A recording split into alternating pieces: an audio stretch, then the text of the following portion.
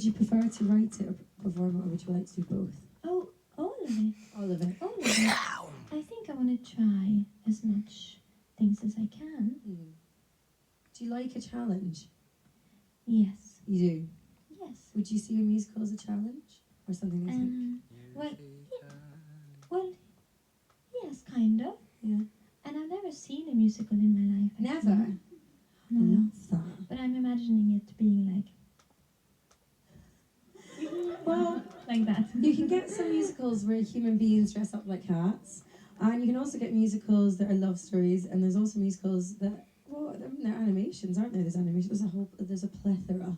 So I feel like you could dive into any one of those. You could even make a heavy metal musical. Yeah, that could be I nice. feel like that could definitely be About something. 2 eggs that fall in love. All over. I don't really hear music.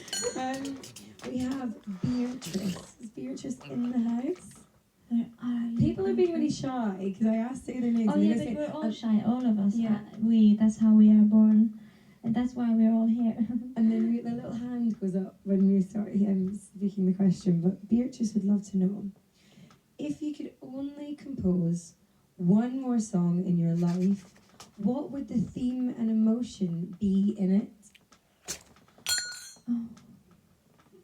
Well, it would have to be some kind of goodbye, but a goodbye that doesn't feel like a goodbye, but more like an open ending. So I guess I would write about how to come to peace with something, with losing something, or with things ending. Because it would be so sad for you, it would be so sad for me. So I would have to write a song that would get us through the grief of this being the last song. I feel sad even just hearing that from you. Yes, good.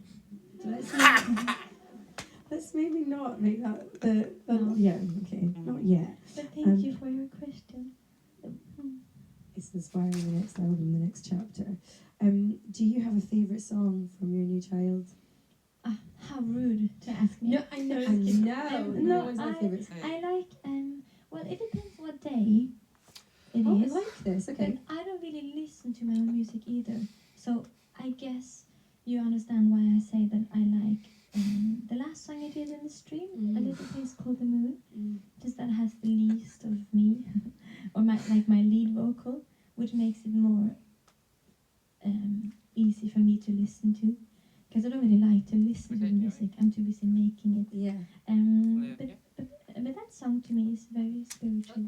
It awakens the ancient human in me, and I feel like that's the best thing with music, that it can remind us of these things that we have forgotten since the origin of us.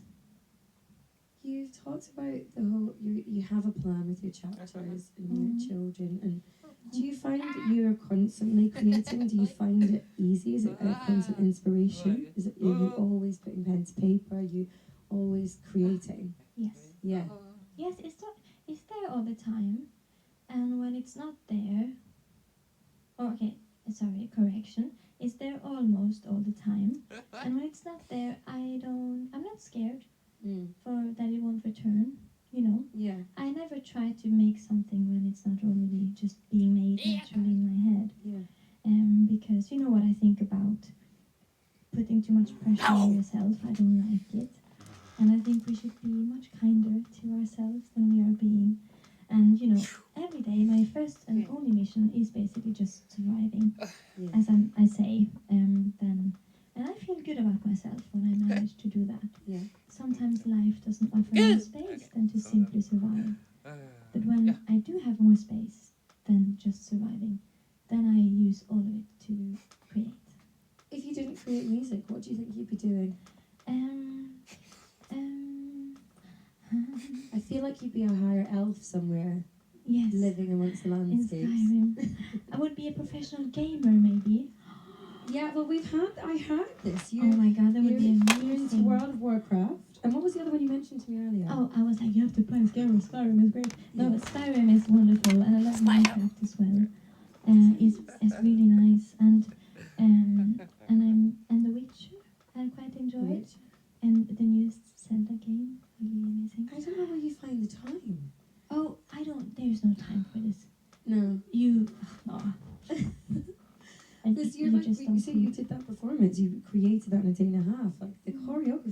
so in. It looked like it was shot very like in one kind of stage. Yeah. Yeah, it was- and that's so. I've said that's hugely time consuming, but you managed to do it in a day. Like, you're very good at getting things done. yes, but you have to be quick with things. Yeah. And also, you have to learn to just be happy with the outcome of Yeah. the things you do, Yeah. and do Yeah. not be too picky. Yeah. Not Yeah. so. Sorry, I need to burp. Amazing. Thank you. Thank you. So I'm just gonna get Yes. some more questions. Here we have. What is a topic and subject you've never written about in a song before, but have been meaning to write about it? Who asks? Well, this one doesn't have a name, so these are Oh. all the names in front, but then now I've got to the point where there's no Okay, names. hello you, who must The not be mysterious named. person. Anonymous. I love you. Well, every song kind of always goes into at least like every theme that, you know, I don't know. I don't think, okay, I can't. No, I have. And everything matters. Oh, sorry. So stupid of me. Oh my god. Maybe I haven't written about like big hats. Big hats.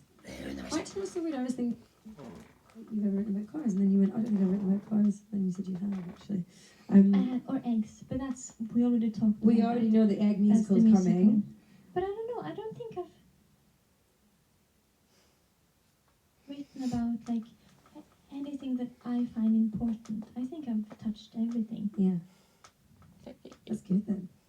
Yes, I'm It's very very good. explorative. Okay. What is one of your fondest memories to share of making this album? Oh well. Every second has been amazing. And I remember, I think when I wrote, or every day, when I finished a song, like you have no idea how, or maybe you know, but it just feels so wonderful to make a song, because before it didn't even exist, and you just make it out of nothing, and it feels so magical, and it makes me feel such at peace, like I understand finally why I'm here, because we didn't ask for this. I didn't ask to be here. Yeah. They just created me, but that makes me feel like I know why I'm here, and it's just the best feeling in the world. Nothing can compare, not even champagne. It's just the most lovely thing, and every time that happened on this album has been amazing, because it amazes me, or I'm just so relieved that Yeah. the fountain from where all the melodies and all the songs come from is so endless and bottomless. It never ends, Yeah. which is so nice. But I can't really say. I loved every second of it. Love that. Mm. Well, we have one final question from Mariella, I believe is watching from Maria. home. She's not in the room with us, but Hello, Maria. I think this is a perfect question. Is it her? No. No. No. Oh. Okay. Pretend it's you. Yes. Fine. Hello. Mariella has asked, what small things in life brings you comfort and happiness? Oh, so many. And often these small things brings me the most Dumplings. happiness. Dumplings. Dumplings, yeah, yes. And I love people. I love small meetings with people. I find it incredible that we all contain, like all of us, we carry this power inside of us where we can just say to a random person, oh, you look lovely today. And maybe their whole month, a whole day will become a bit better because of this small, like we all contain the power to affect someone's life with small things, and I find that so magical, and that's my favorite thing. And also my favorite challenge to all my anxious introverts out there and in here, to try to each day, or at least once a week, to just approach someone and give them a compliment and just see how that makes you feel. A warrior, I did that recently, and she told another warrior or another person that, oh, I like your Harry Potter scarf. And then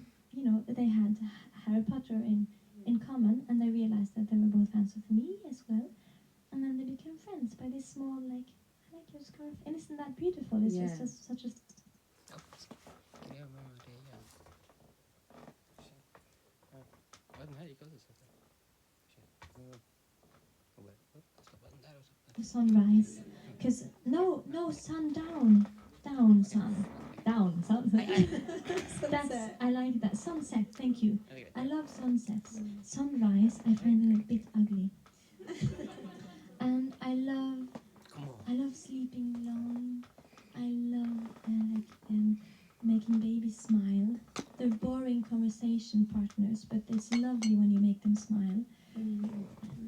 That's also neat. Just kidding. And I love, so many things. Oh my God, how do I even like food? Oh, what an Dumplings? amazing thing. What was the cocktail you mentioned? Prometheus. Prometheus. Mm. Designed to be like Prometheus. Well, I don't know how that can make sense. Did you say that he was like He was a titan. Titan? He made mankind from clay, and he stole the fire from the gods to finish his work. And it's this fire I'm talking about that Yeah. basically come from the gods that we can do to affect. I feel our like it was a surroundings with. Titanic sort of cocktail. No, hopefully not one made of clay. I'm really sad that this has come to an end because it feels like it's absolutely flown by. Or you've talked about other things being otherworldly. I genuinely feel that you are otherworldly and magical. I've had the most wonderful experience being in this room with you. I hope everyone has at home as well, and all of you wonderful people in the audience. Thank you all so much, and thank you. Thank you. And thank you. Thank you for having me. I feel like I was watching it before. That's my third time watching it because I just kept watching it over and over again. I was like, this is what I wanted. Also, I wondered what you did with the dancers. Oh, what? Well, What they're did you just say? chilling now. What are they doing now? They're living their best lives. Yes, I think they're all alive. Oj, oj. Thank you so much, Aurora. Thank you.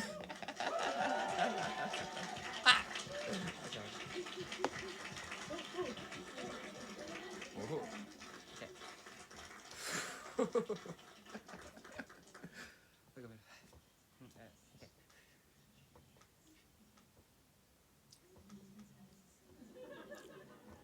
Oj.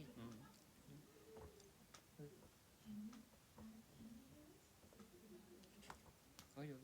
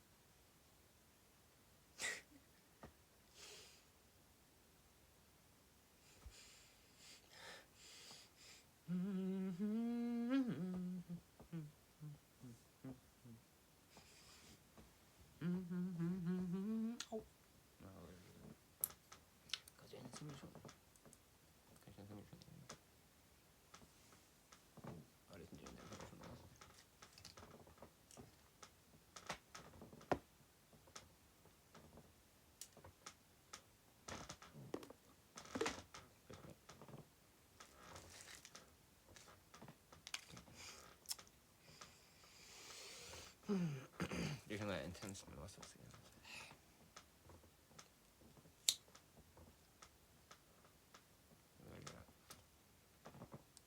Men hjälp mig själv. Kanske jag kan lite mer också igen. Vi ska se. Massa spring. Där.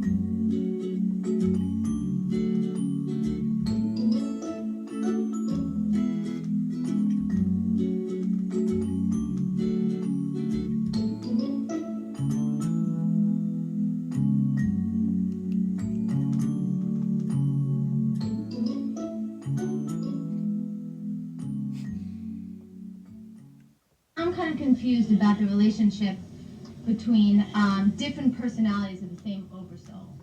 I'm not quite clear on how you are a future self of Daryl. All right. Again, there are many different ways to look at it, and in many ways, all of them are real. You can consider the idea from your linear time dimension point of view to simply be the idea that, let us say, Daryl will physically die and be reborn in your future, in my society as me. And my society, having the capability of going back and forth through time, will deign to speak through my own past self to you. Did you catch that? Mm-hmm. That is one way of looking at the idea. There are many other ways. Understand that also the idea of time, though it is real while you are in it, is from the oversoul point of view an illusion, and all of the different lives in that sense are all simultaneous, as you already understand. Mm-hmm. And so in that way, you can also look at it as a parallelity. Okay, I understand. So why when someone asks you, have you ever had a life or an experience on Earth, you say no? Oh, Really? I say, except for the physical being sitting before you now. Which you consider just as much a part of your experience as Of that. course! So this is Daryl's only incarnation? No. No. Understand, the physical channel has his own series of lives. I have my own series of lives. This is the one in which we are connected and overlap. And for both of us in that way, therefore, while I have my own, so to speak, past, he is a part of it. While he has his own, so to speak, future, I am a part of that. Is that because you created now? Yes. Because it serves the purpose of the interaction now. Okay, so your relationship with Daryl parallels Carrie's relationship with her great-grandmother. If Carrie were to have a past life regression, could she possibly regress to see the experiences of her great-grandmother? In a sense, she could.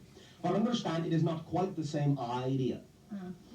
For in this way, there is much more intertwining by herself in that way. She can allow herself the opportunity to do so, but recognize that she is creating this particular manifestation to be within the same time track. Whereas the interrelationship, just to form the definition in specifics that you are looking for, between myself and the physical channel takes place in two different time tracks altogether. Mm-hmm. Mm-hmm. So it is similar in that way. And she could do that, yes. And understand, in a sense, she is doing that.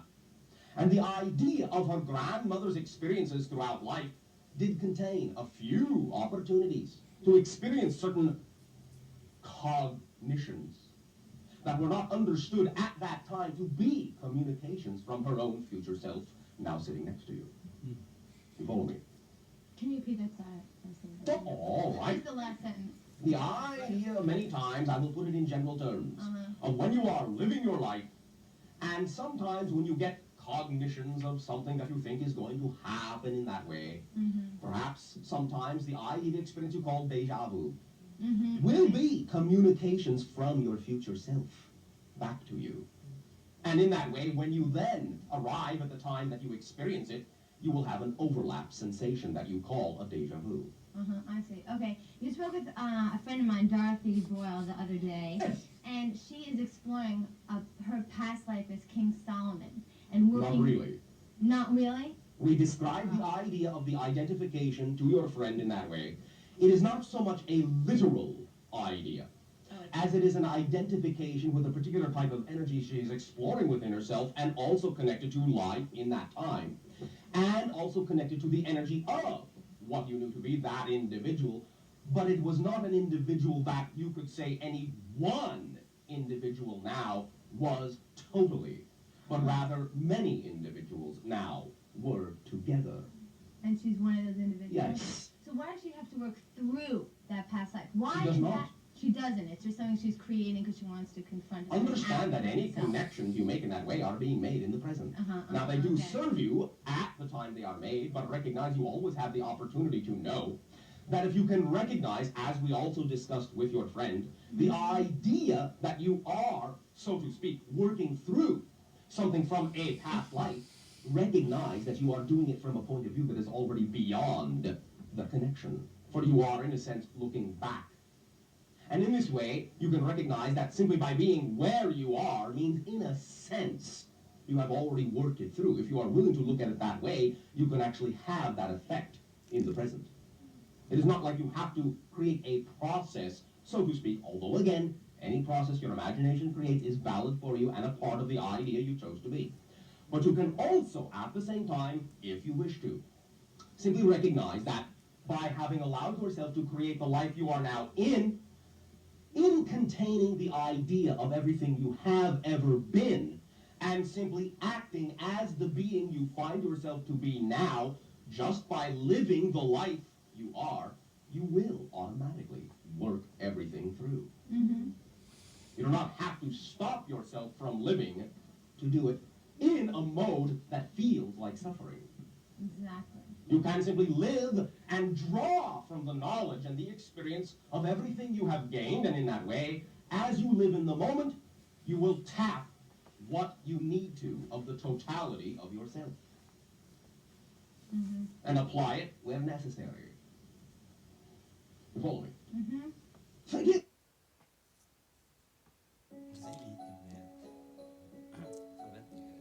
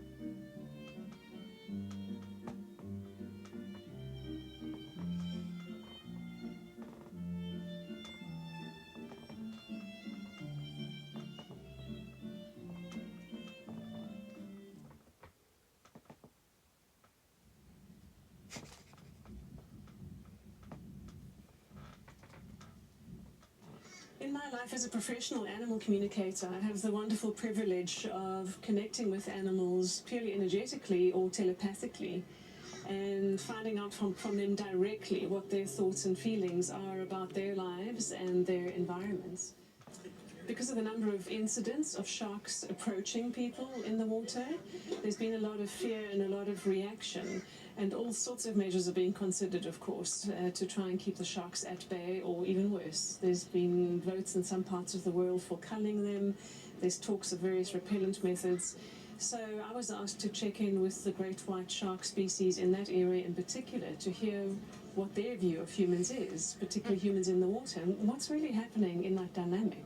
What's going on when there's a so-called attack? And I do say so-called attack because I can guarantee you the shark's motivation is not attack, is not harm, and is certainly not to make us their food. Who I was speaking with was actually great white shark consciousness in general. And what they had to say about the state of play at the moment is what applies all around the world. The truth of the matter is that their food supply has been so decimated. In particular, they showed me a whole range of middle-sized fish species that are either completely absent or are in very, very short supply in the shark's normal range. So their normal food, for which they would go through normal foraging behavior, is just not available to them anymore at all. This has forced great white sharks to have to come a whole lot more inshore in search of the kind of diversity of food that they need. Most of the time they're just plain hungry a lot of the time, and because of being forced into more inshore waters and away from the threats out there like long lines and fishing nets, they themselves, the great whites, are in a lot greater density. They're more tightly packed together as they're cruising our shorelines. The energy between these sharks is therefore competitive. There's a very limited natural food supply. They're all jostling for space and jostling against each other, and this creates a whole field of competitiveness between them.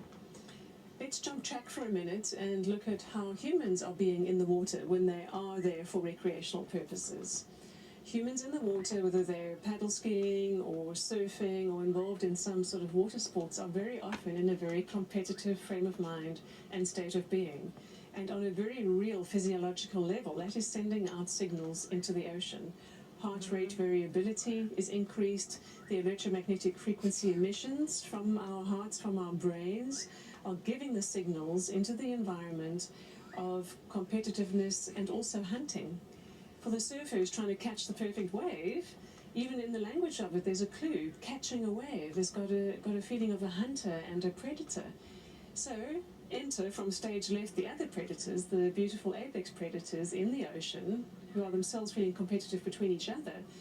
They have a high sensitivity for and a radar that's almost always on for sensing any other competitive or predatory signals in an environment. And when they sense that, they will go and check it out because it might be competition for their own hunting when they're hunting for their real food.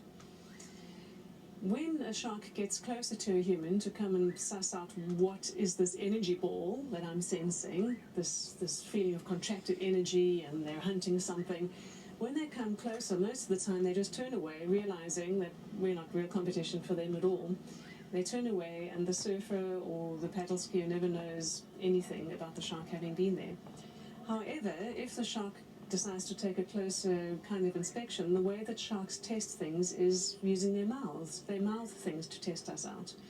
Of course, if that happens, the first surfer in the water immediately knows the shark is there, and what usually follows is absolute panic.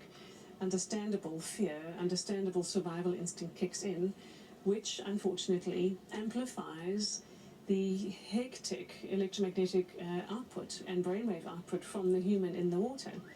Essentially what the human is doing in that moment is behaving very much like prey. Splashing around, being panicked, that's very much a prey response. So at worst a shark may actually take a test bite. The moment they do, they realize we're not their natural food. We just taste really, really bad to them. It was interesting experiencing from the shark's perspective the taste of human flesh and their distaste for it. So I actually tasted that. Quite frankly, sharks view us as a bit too salty and just want to spit us out. And they have no reason to know that a little nibble on a human is going to end up potentially being fatal for us because we're likely to bleed out from some artery that they've severed. That's really not their problem and not their intention. If they wanted to attack us and finish us off, they would do that. They would come back again and again, and they would actually eat or ingest us. Fear is the greatest obstacle, and we are often fearful before we even step into the water. And the very thing we fear is what we're going to be putting energy into and inviting in. We literally are having the mental images or the quantum holographs of what it is we want to avoid, and that is sending those holographs out into the surroundings as suggestions, as energetic suggestions. So whether or not we are actually in the presence of a shark, fear is a very, very bad idea. And fear is not something that we can try to suppress with force. Far better when we're entering the water would be to adjust our mental state and our state of being and our state of calmness, and to actually come up with some silent messages we'd like to send to the unseen sharks out there or any other species out there that we don't wish to see. We are all capable of telepathy. Intuition happens in everyday life as a matter of course, usually only when it really matters or is urgent, or when we have a vague gut feeling or a hunch that proves to be true. But we can all choose to have a telepathic thought and just send it out by simply intending to send it out to our target audience, in this case sharks. We know that it lands there because it is being broadcast from our being, whether we like it or not. Everything that we are thinking and feeling is being broadcast. Therefore, we may as well broadcast the good stuff or the helpful stuff. And so my advice for people who are going to be getting into the water, that is sharks' home and their rightful place to be, when we want to go and have some fun there for recreation purposes, I suggest we start from onshore, standing there on the beach with our kayak or with our surfboard in hand, or just sitting quietly and taking no more than a few minutes to simply address the sharks. Address them silently. Even better to send a nice greeting. To send a greeting. Doesn't matter what language you're thinking in, they will get it on the quantum level. This is how telepathy works. Send a greeting. And you have to be genuinely, of course, honouring and respecting their right to be there. When you're in the water, it's a very good idea to briefly and frequently keep on updating your communication and topping up with the good and helpful thoughts. A very good visualization to hold is that you have a bubble around you, not from a defensive and protected place where you're feeling very vulnerable and weak and just trying to be all fierce as a response, because that wouldn't work at all. That would just attract attention. I'm talking about putting a bubble around yourself as an imagined thing. You imagine this to be a radius around your whole body and below and even above, for that matter, of just peaceful energy and an absence of anything that can harm you. Imagining this constant buffer between yourself and any sharks in the area, so that even if one does see you, and even if the small percentage of the time that happens you see the shark in turn as well, you just keep this visual barrier. You imagine a few meters out from your body and you know they will not come closer than that barrier. That works much more effectively than other technology-based so-called shark repellents that emit frequency or electricity, because that in itself, unfortunately, really attracts and draws in the sharks to come and see what that's about. Much better to make it your own energy that you are adjusting. And when you are in a resonant state, with presumably the whole point of being in the ocean in the first place is to be enjoying nature, to be, without sounding weird or hippie about it, to be in the flow of the moment and of the sea. It's important to be in a resonant state, because then you, the human, are not going to stand out as this big discordant or weird thing worthy of further investigation. I've been fortunate enough to be swimming in the wild Indian Ocean with completely wild bottlenose dolphins, and in a few different of those occasions I've had sharks approach, tiger sharks, black-tip sharks, and by simply maintaining my innocence towards them and simple appreciation of them, despite the fact that I personally really don't want to be up close to a shark underwater, that extending my appreciation, my greeting, and holding an idea of that buffer has made them swim around me without coming within that radius that I have selected and I have chosen. It's really about who we're being, and we need to stop being competitive or even fearful in the water. Sharks do not attack humans. If anything, if they're interested enough, they might come closer to investigate when they're picking up on certain kinds of energy, particularly the competitive kind. And the classic case was in the final heat of a surfing competition. You see, if sharks attack, they do what's called pulling a vertical from underneath. They start out from underneath you and very quickly zoom up and will just grab you from underneath. When they're moseying along, minding their own business, or coming to investigate, they come in clear view. Usually you can see their dorsal fin above the surface. And the dorsal fin of that shark that was approaching Mick Fanning long before he saw it was very clear above the surface. The shark came close to do a bit of a swim by, and in so doing got caught in his leash. And in the panic that ensued, both the shark and human were obviously very anxious and in this kind of tumble to try to free themselves of each other. And even in that fright, the shark could so easily have done something to harm Mick, but he didn't. He just wanted to get away. Came a bit too close, sussed out this human. But what I'm intrigued about is the fact that the shark did come that close at the absolute peak of a surfing competition in terms of this state of mind that I'm speaking about. When humans are in a competitive state of mind, that certainly attracts the attention of other predators who, for various reasons of short supply of food and those things I've mentioned already, are by nature having to be competitive with each other. There are over 20 species of sharks in the world, and they're all at the point of near collapse, near extinction. They deserve to have what's left of their home be left alone and to be allowed to mind their own business. What I would say to the authorities who are considering shark deterrent or shark management techniques is to please consider the shark's right to be there. Many of the proposed solutions to keep humans safe from sharks actually involve huge damage to the sharks. There's all sorts of netting and culling and baiting being proposed. Even things that might seem more benign, like putting up various kinds of shark nets to cordon off certain areas, is fundamentally altering their behavior and not only their access to the inshore areas, but also other marine life as well. There's another consideration too. If a hole is made in the population of any species that we humans have chosen to go and exterminate locally or try to reduce the numbers of, something called the species survival syndrome kicks in. That species knows about the sudden gap and the sudden hole in their population at that place, and the reproduction rate increases hugely for them to fill that gap and to fill that hole. So predator control by lethal means never, ever, ever works, not on land and not at sea.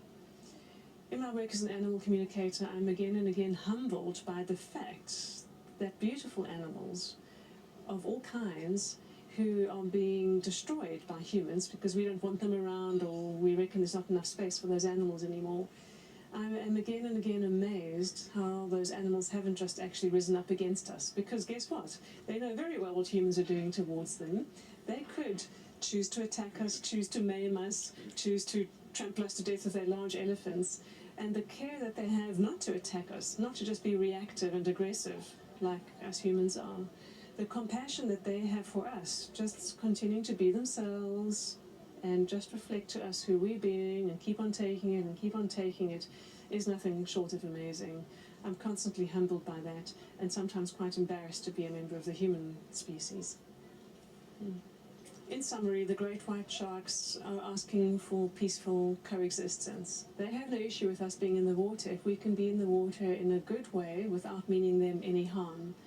They're asking for peaceful coexistence. So in short, the best way to achieve that is to really enjoy the water, enjoy it for what it offers you, enjoy being there fully immersed in the moment, pardon the pun, and I do mean in the moment. Be present to everything that's around you. Enjoy what's underneath you in the ocean. Remember to look behind you from time to time, not out of fear, but because you want to appreciate where you are. And remember that the very reasons that draw us into water in the first place are supposed to be fun, not competitive, not having to jostle for the perfect wave. Let's try to keep ourselves safe and in a good state of being while we're in the water, and we will have the most magical encounters, both with the natural elements and with the other animals whose home it is.